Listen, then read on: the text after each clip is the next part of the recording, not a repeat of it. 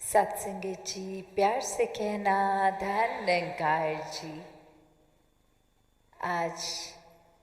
सभी दूर दूर से सत्संग के लिए आए और हर एक के दिल में भाव भक्ति के, प्यार के, सत्कार के, खुद के सुधार के कि ये परमात्मा को पहले ब्रह्म ज्ञान द्वारा जीवन में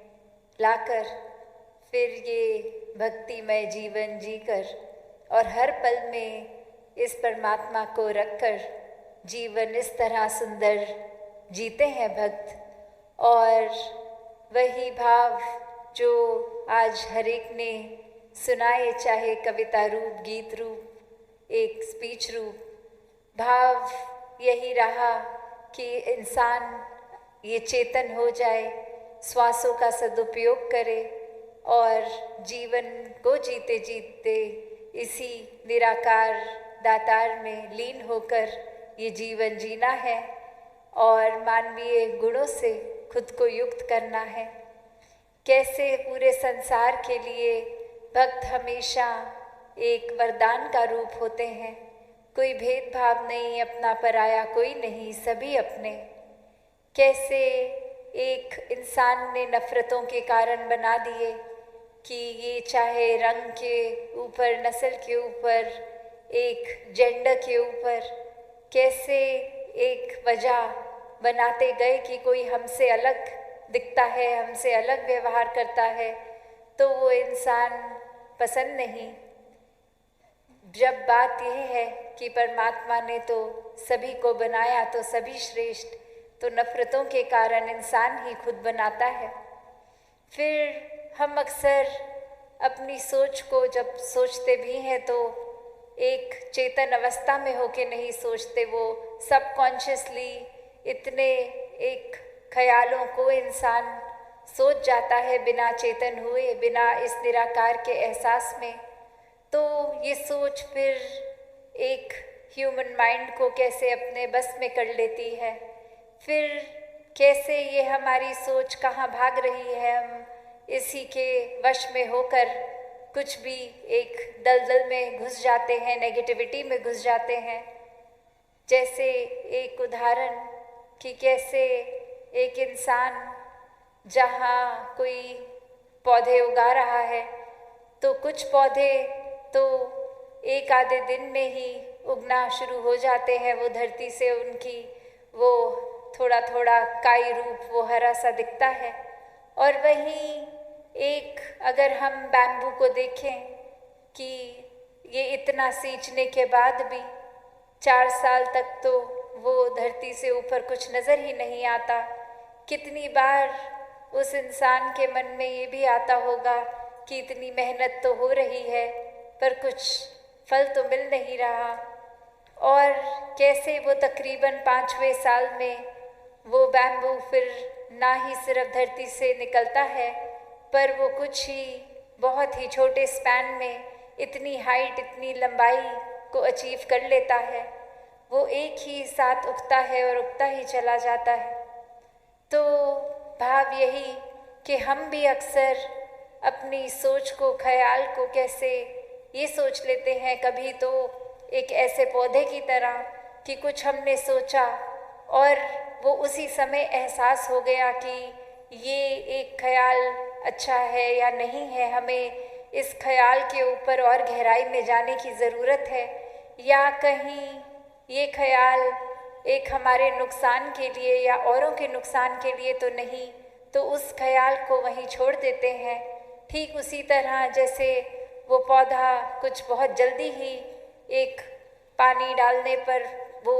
बीज अंकुरित हो गया। और वहीं अक्सर ऐसा भी होता है कि हम ऐसे सबकॉन्शियसली ये इतनी चीज़ें सोचते जा रहे हैं और उसका परिणाम एकदम से हमें नहीं समझ में आ रहा कि हम ये ख्याल को सोचते जा रहे हैं, कोई नुकसान तो नहीं हो रहा, पर वो एक हमारे अंदर किस तरह वो ख्याल अपनी नेगेटिविटी, ये कालक जमा रहा है मन के। कैसे हम ये वर्षों वर्ष एक नफरत का रास्ता लेके एक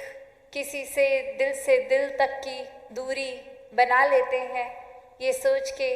कि कुछ हमें गलत परिणाम तो मिल नहीं रहा, तो ऐसी सोच को कायम रख लें। तो बात वही कि कैसे फिर एक दिन जिस तरह वो बैम्बू अचानक से निकला भी और हाइट भी ले गया, उसी तरह जैसे हम देखते भी हैं कि एक वोल्केनिक इरप्शन होती है जो एक ज्वालामुखी का रूप जो अंदर ही अंदर बन के फिर एक साथ इतना सारा एक साथ वो उसमें से लावा भी निकल जाता है। तो कैसे हमारे अंदर अगर हमने एक वैर, निंदा, नफरत इत्यादि ऐसी चीज़ों को ही जगह दी, परमात्मा को नहीं दी, तो वो फलस्वरूप हमारी पर्सनालिटी पे भी आती हैं बातें, किस तरह के हम इंसान बनते जा रहे हैं। वो हम क्या, क्योंकि हर जगह पूरे संसार में बहुत कुछ है ग्रहण करने को, तो हम कण कण से कैसी शिक्षा ले रहे हैं, अच्छाई की कि बुराई की, और उसी का एक नतीजा, एक बाय प्रोडक्ट यही है कि फिर जो चीज़ हम ज़्यादा ग्रहण करेंगे, हमारी सोच, हमारा मन उसी के प्रति और दिलचस्पी रखेगा। तो जिन्होंने तो सत्संग करी, ये परमात्मा का सहारा लिया, अच्छे विचारों को अपनाया, अपने जीवन को एक सुधारमय बनाया, उनके अंदर तो फिर ये एक सालों साल से या कुछ पल से अगर ये खाद रूपी सत्संग रूप और ये रूप फिर एक बड़े वृक्ष का हो या पौधे का हो, उस तरह से एक अच्छी इंसानियत भरी खाद से, एक स्पिरिचुअल खाद से एक ग्रोथ हुई, तो वो तो वाकई ही फसल फिर बहुत अच्छी होगी। और वहीं अगर सिर्फ़ और सिर्फ एक पतन की चीज़ें हमने सुन ली, उसी में दिलचस्पी रखी, उसी के ऊपर अपने जीवन को आधारित कर दिया, तो वाकई ही वो फिर एक फसल रूप होगा, तो वो कितना नुकसानदायक होगा। फिर वो फसल तो किसी के काम नहीं आएगी, अपना ही नुकसान हो जाएगा। तो कैसे ये संसार में हर समय ये जो चुनाव है, ये विवेक से, ये ब्रह्म ज्ञान के बाद ये चेतनता जो जीवन में है, हर एक ने करना है। और जिनके मनों में परमात्मा है वो तो हर समय फिर एक सही चुनाव ही करते हैं, क्योंकि ये दिमाग फिर एक शातिर, एक चालाकियों भरा, एक दिखावा रूप, या ये जो जिसको एक फेक बोलते हैं कि ये नकली सा, तो कैसे एक मन, एक व्यवहार फेक नहीं होगा, कैसे फिर बहुत ही जेन्युइन, बहुत ही असली एक रूप, वाकई ही एक प्योरेस्ट ऑफ द फॉर्म्स, उस तरह ये इंसानी जीवन जिया जाएगा। ये प्यार से युक्त, प्रेम से युक्त, प्रेमा भक्ति में एक घुला हुआ स्वभाव इंसान का जब 24 घंटे की ही भक्ति हो रही है, 24 घंटे का ही एहसास परमात्मा का, तो फिर वाकई ही ये इंसानियत का प्रमाण जीवन में हर समय रहेगा। फिर ये फर्क नहीं पड़ता हम कहाँ रहते हैं, कैसा खान पान है, किस तरह का कल्चर है हमारे एरिया का, कैसे एक हम कहाँ जन्मे हैं, कौन से देश में हैं, नहीं, फिर तो बात यही हो जाएगी कि मूल क्या है। हर इंसान के अंदर ये परमात्मा रूप, ये आत्मा, और कैसे ये इंसानी जीवन का ही मकसद इस आत्मा परमात्मा का मेल, तो फिर वाकई ही हर एक से अच्छाइयाँ ग्रहण करने का इस दिल को इस तरफ ही रुझाव रहेगा। तो बात वही संतों ने जो हमेशा समझाया कि कैसे एक दृष्टिकोण हमारा जब इस परमात्मा के ऊपर केंद्रित है, जब ये फोकस हर समय का यही है, ऐसी सच्चाई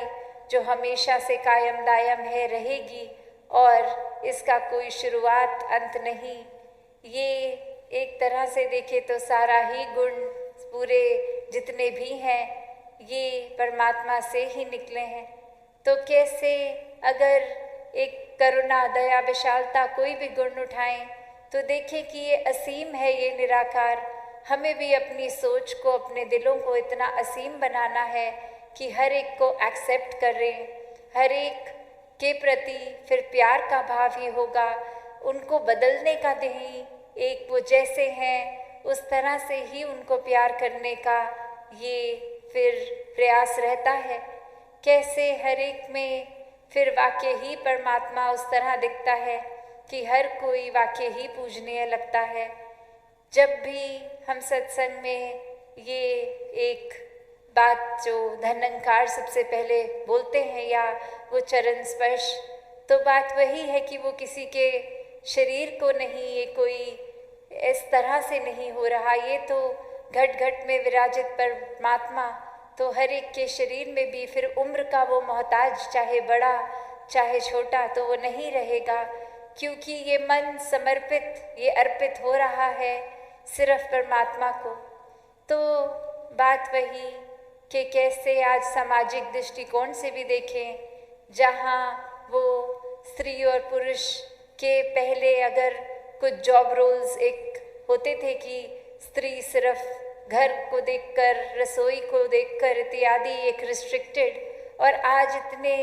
एक ब्रॉडर विजन की बात होती है कि घर के चाहे कोई भी कार्य हो वो एक टीम वर्क से, जहाँ स्त्री पुरुष इकट्ठे मिल के एक वो अपनी रिस्पॉन्सिबिलिटी को निभाते हैं घर समाज की। तो वहीं वो बात आती है कि कैसे एक ये शरीर ही है, वो तो एक वेसल की तरह कि अगर एक मूल इस शरीर में परमात्मा है, तो बात वही कि एक पानी का अगर हमें प्यास लगी है तो फिर ये क्या फ़र्क पड़ता है कि कांच का ग्लास है कि तांबे का है, स्टील का है, वो तो एक मेन चीज़ तो सिर्फ पानी है। वो तो पानी हवा में नहीं टिक सकता, तो किसी एक बर्तन में, कंटेनर में रखना है। तो उसी प्रकार ये सिर्फ कुछ स्त्री या पुरुष होने से या एक उस तरह भी कि कोई अगर एक स्पेसिफिकली स्टीरियोटिपिकली एक जेंडर नहीं भी है कोई एक तरह का, तो बात वही कि ये मूल, ये परमात्मा स्वरूप आत्मा, तो ये वेसल कैसी भी शारीरिक हो गई, ये तो जर्नी जो है आत्मा की है, ये मुक्ति, ये मोक्ष की हकदार तो आत्मा है। शरीर ने तो अपना जीवन कुछ सालों का बिताकर एक समाप्त हो जाना है। ये आत्मा का मिलन परमात्मा से सिर्फ ये कराने का ये मीडियम, ये शरीर, ये साधन बन रहा है। तो अपने जीवन में जैसे जैसे हम पल पल सांसें ले रहे हैं एफर्टलेसली, वो पल बीतते भी जा रहे हैं। तो संतों ने तो हर पल को उस तरह समझाया है कि सदुपयोग करो, और हर पल का कैसे सदुपयोग किया जा सकता है। एक हम अगर दिन में देखें तो कुछ समय सो भी रहे हैं, खा भी रहे हैं, अन्य कार्य भी कर रहे हैं। तो बात वही कि सदुपयोग इस तरह कि इस परमात्मा को जीवन में बसा लें ब्रह्म ज्ञान द्वारा, ये निराकार से नाता जुड़ जाता है तो वाकई ही हर पल भक्ति में है। फिर भक्त तो हर समय ये एहसास रखता है कि अभी भोजन भी हो रहा है तो वो निराकार के एहसास में हो रहा है, अभी कुछ काम काज, पढ़ाई लिखाई हो रही है तो भी हर पल वो निराकार के एहसास में हो रही है। एक स्वप्न भी अक्सर इंसान को अगर सोते हुए आते तो जिनका ध्यान हर समय परमात्मा में है, वो उस तरह ही एक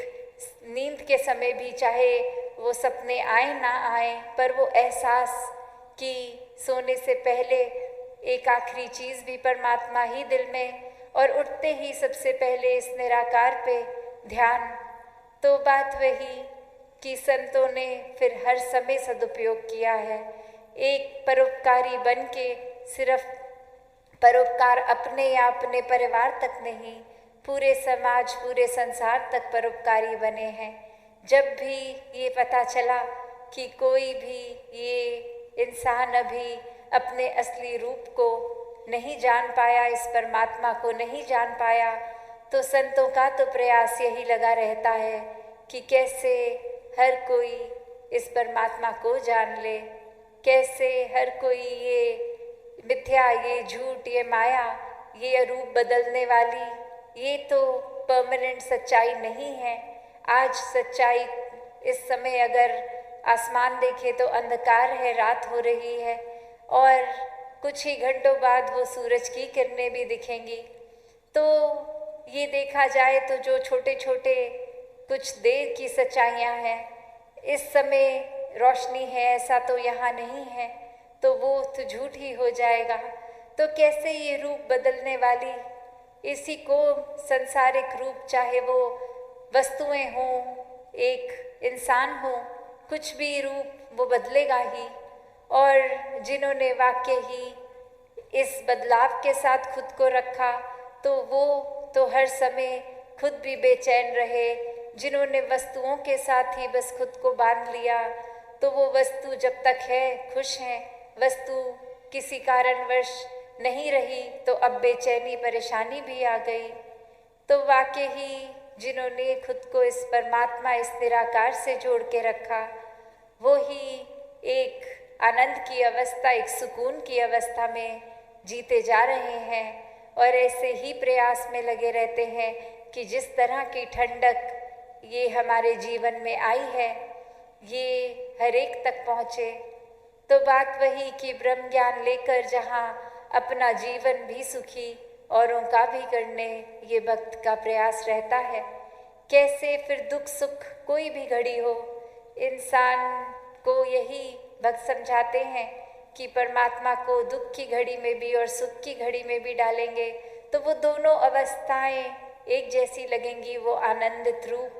वो फिर अपने ऊपर प्रभाव कुछ छोड़ेंगी ही नहीं, वो बस कुछ सिचुएशन, कोई पल आए और गए। तो बात वही, भक्त तो हमेशा उतार चढ़ाव से परे होते हैं। कैसे एक सच्ची लगन मन की परमात्मा में डाल के हर समय ऐसे ही अपने मन में ये खुशी को हमेशा महसूस करते हैं, एक ठंडक, एक रोशनी, अपना मुख उजला हर समय रखते हैं। तो यही भाव कि ये इंसानों ने जो भेदभाव, ये नफ़रतों के कारण बनाए हैं, असल में तो परमात्मा ने इंसान को सिर्फ प्यार करने के लिए बनाया। पहले खुद ही प्यार बनकर फिर प्यार आगे बांटने का काम। तो हम खुद अपने अंदर सोच लें कि हम कैसी शिक्षाओं को अपने मन में जगह दे रहे हैं, क्योंकि फिर फसल तो वैसी ही उगनी है, जो हम सोचेंगे जो वही कर्म बनते जाएंगे। तो बात वही कि हर कोई जहाँ अपने जीवन में परमात्मा को प्राथमिकता देता है, तो सारे ही एक पूरी तरह से जीवन सही डायरेक्शन में एक ऑन ट्रैक हो जाता है। और वहीं अगर और चीज़ों में ध्यान, तो ये स्टेबल नहीं रह पाता, इंसान एक स्थिर नहीं रह पाता। तो हर किसी के जीवन में स्थिरता प्राप्त करना संभव है बस निराकार के आश्रय, एक निराकार को जान के, फिर इस परमात्मा में पूर्ण विश्वास करके। तो ऐसे ही हर एक का जीवन और संवरता जाए। सत्संगत जी, धन निरंकार जी।